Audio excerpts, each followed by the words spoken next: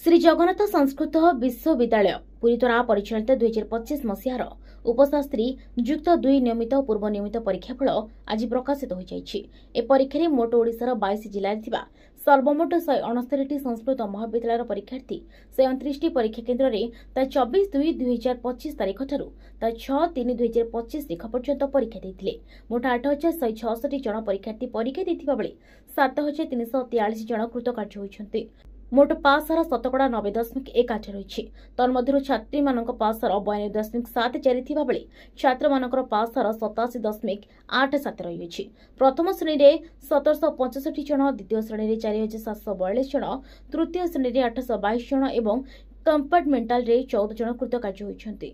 असद उपाय अवलंबन करिथिबा जोगु मोट 21 जनकर परीक्षाफल को रद्द करा जायथिबा बेले 3 जनकर परीक्षाफल को अन्य कारणवशतः स्थगित रखा जायछि।